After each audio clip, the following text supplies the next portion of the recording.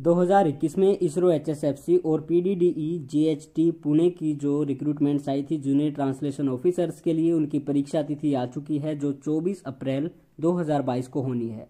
दोनों का समय भी सेम है, जो है आपका सुबह 10 बजे से दोपहर 12 बजे तक। अब यहाँ पे ऐसे लोगों के लिए धर्म संकट आ चुका है, वो धर्म संकट में पड़ चुके हैं जिन्होंने दोनों पोस्टों के लिए अप्लाई किया था, दोनों के एडमिट कार्ड आ चुके हैं, दोनों के लिए एलिजिबल है, तो उनको कौन सी परीक्षा देनी चाहिए। देखिए, सबसे पहले देखते हैं GHT पुणे की जो परीक्षा है। यहाँ पे 7 वैकेंसीज हैं, 5 UR के लिए हैं, 2 EWS के लिए हैं और एज है यहाँ पे 18 से 30 वर्ष। और इसके बाद जो आपकी आती है इसरो की, तो इसरो में 6 वैकेंसी है जहाँ पे 5 UR की हैं, 1 ST की है। और यहाँ पे 3 वैकेंसी आपकी भोपाल में पोस्टिंग होगी, ST वाला कैंडिडेट है उसकी भी भोपाल में पोस्टिंग होगी, 1 आपकी बेंगलोर में पोस्टिंग होगी HSFC में और 1 होगी नई दिल्ली में। अब इसके साथ साथ आगे क्या आता है, इनके एग्जामिनेशन सेंटर्स की बात करें तो भाई देखिए, जो एग्जामिनेशन सेंटर आपका है पुणे वाला, तो पुणे वाला एग्जाम सेंटर आपका होगा कहाँ कहाँ पे, दिल्ली में, पुणे में और कोलकाता में। लेकिन यहाँ पे जो आपका इसरो वाला एग्ज़ाम है इसके नई दिल्ली और बेंगलोर में सेंटर होंगे। तो कोलकाता वाले जो कैंडिडेट्स हैं वो नई दिल्ली तक भाग के आएंगे, तो उनको क्या करना चाहिए, अपनी जो ये पुणे वाला एग्ज़ाम है यही देना चाहिए, बाकी आपकी समझ है। आगे बात करते हैं आयु सीमा, तो भाई इसरो में तो 18 से 35 वर्ष है जबकि पुणे में 18 से 30 वर्ष है। इसरो ने इसके साथ साथ एक और बात कही है कि भाई ये जो पोस्ट है हमारी टेम्पोरेरी हैं, लेकिन ये अनिश्चित काल तक रहने की इनकी संभावना है, लेकिन 0.1 चांसेस हैं कि ये कॉन्ट्रैक्ट ही आप मान के चलिए, आने वाले टाइम में भविष्य में कभी भी आपको निकाल दिया जा सकता है, लेकिन ऐसे होने के चांसेस बहुत कम है, लेकिन 0% हैं, जबकि पुणे में ऐसा नहीं है एथिकली देखा जाए तो। अब इनके जो हैं बात की जाए तो भाई पुणे में भी आपकी जो पोस्टिंग होगी वो ऑल इंडिया में कहीं भी हो सकती है, लेकिन इसरो ने पहले ही क्लियर कर दिया है कि 3 जगह हमारी पोस्टिंग होगी। ST का कैंडिडेट है भोपाल में जाने वाला है पक्का। अब इनके सिलेबस में भी थोड़ा डिफरेंस है, स्किल टेस्ट और रिटन टेस्ट यहाँ पे इसरो में होगा, जिसका आपको सिलेबस आपको पता ही होगा।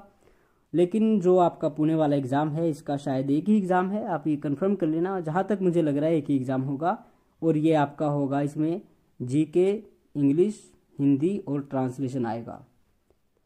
तो अब किस कैटेगरी के कैंडिडेट को क्या करना चाहिए, देखिए कोलकाता के जो UR वाले कैंडिडेट हैं उनको कोलकाता में ही परीक्षा देनी चाहिए अगर उनको दिल्ली आने में कोई तकलीफ न है तो, क्योंकि मुझे लग रहा है कि इसरो में कंपटीशन काफ़ी ज़्यादा है, सैलरी दोनों में बराबर है, लेकिन इसरो में आपको अलाउंसेस थोड़े ज़्यादा मिल जाते हैं और भी कई तरह की सुविधाएं मिल जाती है, कैंटीन कार्ड वगैरह। आगे बात करते हैं तो क्या आता है, कौन सा टॉपिक आता है, तो टॉपिक ये आता है कि ST का जो कैंडिडेट है, मेरी ओर से जो मैं सुझाव देना चाहता हूँ उसको इसरो की परीक्षा देनी चाहिए, क्योंकि वहाँ पे आपके पास चांस है, आपका सिलेक्शन जनरल में भी हो सकता है और ST तो है आपके लिए है ही, हालांकि आपके पास पुणे में ऐसी सिलेक्शन होने के चांसेस नहीं है। आगे आते हैं EWS के कैंडिडेट, तो उनको पुणे वाली परीक्षा देनी चाहिए, क्योंकि उनके पास चांसेस है कि वो UR में भी जा सकते हैं 5 वैकेंसीज पर, और 2 वैकेंसी उनकी जो है उन पर भी जा सकते हैं। अब जो UR वाले कैंडिडेट हैं वो अपनी सुविधा अनुसार दोनों परीक्षाओं में से किसी एक का चयन कर सकते हैं। आप एग्जामिनेशन सेंटर देख सकते हैं, इनकी जो पोस्टिंग है वो देख सकते हैं, कहीं पे भी हो सकती है, ज़्यादातर पुणे में ही होगी पुणे वाले एग्ज़ाम की, लेकिन और कहीं भी कर सकते हैं। और सैलरी है कोई ज़्यादा डिफरेंस नहीं है, तो डिसीजन तो आपका ही होगा। तो मैंने तो आपको केवल सुझाव दिए हैं, जो आपको ठीक लगे वो कीजिए। और आप इसके लिए एक इनको मेल कर सकते हैं, PG पोर्टल पे आप एक शिकायत डाल सकते हैं कि ऐसे ऐसे दोनों एग्ज़ाम की जो डेट है वो उसमें कोलिजन हो रहा है। तो अगर हो सकता है कि आपस में विचार विमर्श करके सुलह कर लें कि 1-2 दिन का आगा पीछा आपको करके दे दें, या फिर 3-4 दिन का गैप तो होना चाहिए, क्योंकि अगर कोलकाता वाले कैंडिडेट GHT पुणे वाली परीक्षा दे के आते हैं तो फिर उनको दिल्ली आने में 2-3 दिन का समय तो चाहिए। तो आप ऐसा कर सकते हैं, इनको मेल कर सकते हैं, और भी कई सारे सोर्सेज हैं, तो आप एक बार इनको इस तरह की जो शिकायतें हैं वो दर्ज कर सकते हैं। बाकी डिसीजन तो आपका ही रहेगा, कहते हैं ना सुनो सबकी करो अपने मन की, तो हमने तो आपको अपनी सुना दी, अब आपको अपने मन की करनी है। कैसा आपका डिसीजन रहता है वो आपके ऊपर डिपेंड करता है। बाकी दोनों परीक्षाओं के जो अभ्यर्थी हैं उन सभी को हमारी ओर से ऑल द वेरी बेस्ट।